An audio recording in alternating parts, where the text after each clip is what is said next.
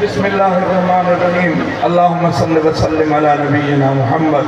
व अला आलिहि व अस्हाबिहि अजमईन बिरहमतिका या अरहमर राहिमीन। पाकिस्तान मा अमेरिका खे ललकारींदड़ मौलाना, ललकारींदड़ पाकिस्तान मा अमेरिका खे ललकारींदड़ मौलाना, सियासतदानन खे हित सियासत सेखारींदड़ मौलाना, सियासतदानन खे हित सियासत सेखारींदड़ मौलाना, पाकिस्तान मा अमेरिका खे ललकारींदड़ मौलाना, सियासतदानन खे हित सियासत सेखारींदड़ मौलाना, हक़ानी जो बंदी फिक्र जो कायदो आ कंधार मिलियो, हक़ानी जो बंदी फिक्र जो कायदो आ कंधार मिलियो,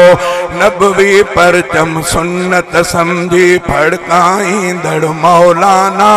सियासतदानन खे हित सियासत सेखारींदड़ मौलाना, पाकिस्तान मां अमेरिका खे ललकारींदड़ मौलाना,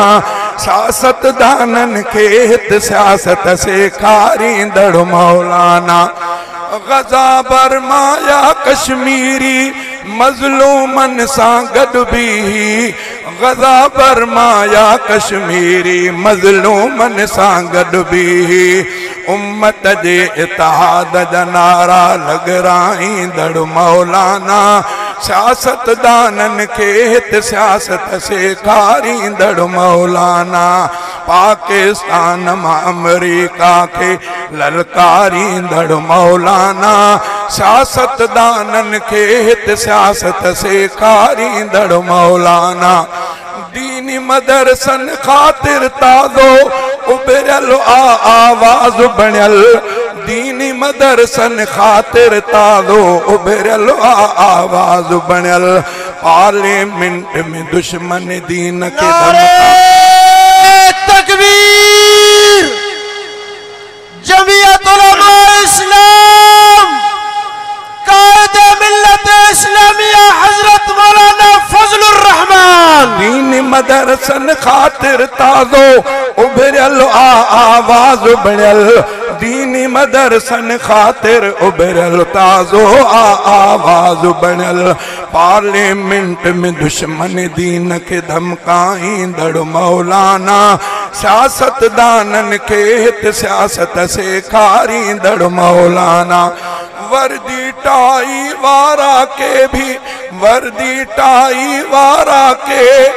अज भी जंहिंखां डिजंदा आहिनि, वर्दी टाई वारा के अज भी जंहिंखां डिजंदा आहिनि, ओहदे वारियूं लालचूं सारियूं ठुकराईंदड़ मौलाना,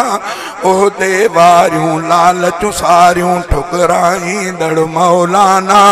सियासतदानन खे हित सियासत सेखारींदड़ मौलाना, वियो न अदालत पूरी उमिरि, वियो न अदालत पूरी उमिरि पर ख़त्म नबूवत जे ख़ातिर, वियो न अदालत पूरी उमिरि पर ख़त्म नबूवत जे ख़ातिर, कोर्ट अंदर ख़त्म नबूवत सेखारींदड़ मौलाना, सियासतदानन खे हित सियासत सेखारींदड़ मौलाना, मोहसिन मानू मथां उलमा जो कयो दीनी सियासत में, मोहसिन मानू मथां उलमा जो कयो दीनी सियासत में, नबवी वरसे वारा जज़्बा जागाईंदड़ मौलाना, सियासतदानन खे हित सियासत सेखारींदड़ मौलाना, पाकिस्तान मां अमेरिका खे ललकारींदड़ मौलाना, सियासतदानन खे हित सियासत सेखारींदड़ मौलाना।